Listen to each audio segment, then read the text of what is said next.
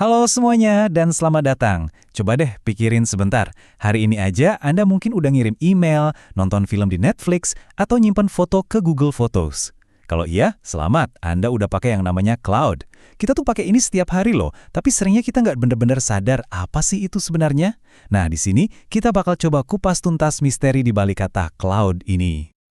Oke, yuk kita mulai dari pertanyaan paling dasar. Kita semua kan sering banget dengar kata ini, tapi apa sih cloud itu sebenarnya?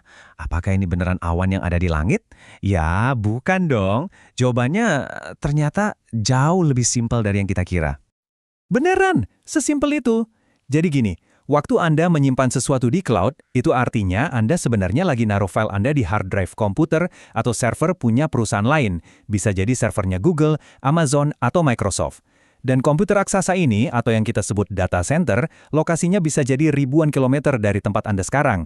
Jadi intinya kita itu cuma nyewa secuil tempat dan tenaga komputasi mereka lewat internet. Gitu aja.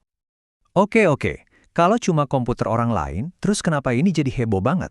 Kenapa ini dianggap revolusioner? Nah, ini karena cloud itu punya beberapa kekuatan super atau karakteristik unik yang bikin dia beda banget sama kalau kita cuma punya server sendiri di kantor. Yuk kita lihat satu-satu apa aja kekuatannya. Nah, kelima poin ini nih yang jadi jantungnya cloud.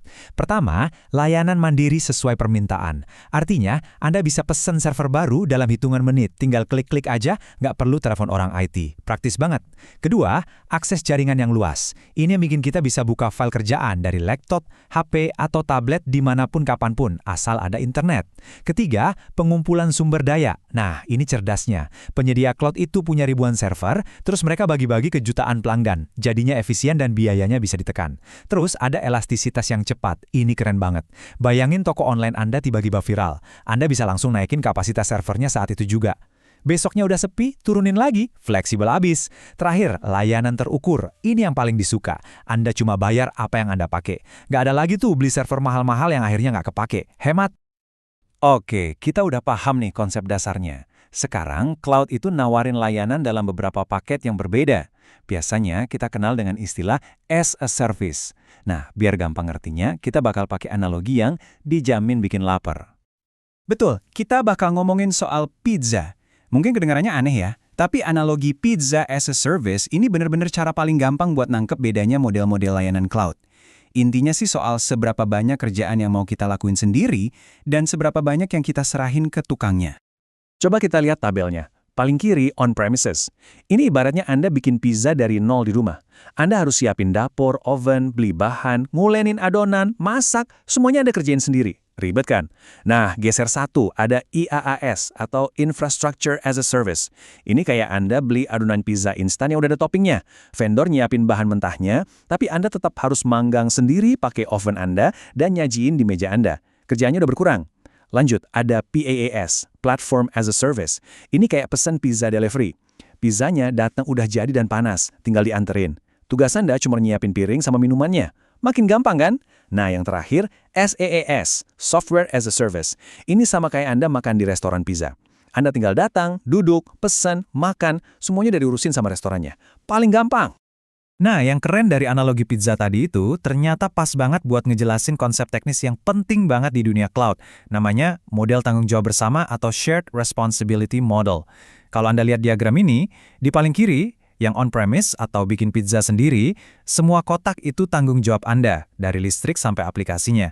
Tapi makin kita geser ke kanan, ke arah SaaS alias makan di resto, tumpukan tanggung jawab Anda makin sedikit. Sebaliknya, tanggung jawab si penyedia cloud makin banyak. Jadi kuncinya di sini adalah tanggung jawabnya itu selalu dibagi, nggak pernah 100% punya kita atau 100% punya mereka. Oke, jadi kita udah paham apa itu cloud dan jenis layanannya. Pertanyaan berikutnya adalah, di mana sih cloud ini tinggal? Ternyata ada beberapa pilihan rumah buat cloud kita ini. Biar gampang, kita pakai analogi properti lagi. Pertama, ada cloud public. Anggap aja ini kayak tinggal di apartemen. Anda bayar sewa lebih murah, fasilitasnya lengkap, tapi Anda harus berbagi sama tetangga lain. Anda nggak bisa seenaknya ngecat tembok atau renovasi, kendalinya terbatas. Nah, lawannya adalah cloud private. Ini kayak punya rumah sendiri. Semua fasilitas, tanah, bangunan, itu punya Anda. Anda punya kendali dan privasi penuh, mau diapain aja bebas. Tapi ya jelas, biayanya jauh lebih mahal kan? Nah, gambar ini persis ngegambarin konsep apartemen tadi. Lihat deh, ada banyak penghuni atau pengguna yang beda-beda, semuanya pakai fasilitas atau sumber daya yang sama yang disediain sama satu pengelola, yaitu si penyedia cloud. Makanya model ini bisa efisien dan lebih murah buat banyak kasus. Sekarang coba bandingin sama yang ini. Ini model rumah pribadinya. Kelihatan banget kan ada pagar keamanan yang jelas, akses dari luar ditutup rapat, dan semua yang ada di dalamnya itu cuma buat satu organisasi aja. Bener-bener kayak punya rumah dengan sistem keamanan canggih sendiri. Tapi, di dunia nyata kan kita nggak harus milih hitam atau putih. Ada juga pilihan di tengah-tengah, namanya cloud hibrida. Sesuai namanya, ini gabungan. Tujuannya buat ngambil kelebihan dari masing-masing dunia, baik publik maupun privat. Contohnya gimana? Gini deh, bayangin sebuah bank. Data nasabah yang super rahasia, mereka simpan di rumah pribadi mereka, alias cloud private yang super aman. Tapi buat website promosinya yang bisa diakses semua orang, dan kadang trafiknya melonjak, mereka taruh di apartemen, alias cloud publik yang fleksibel.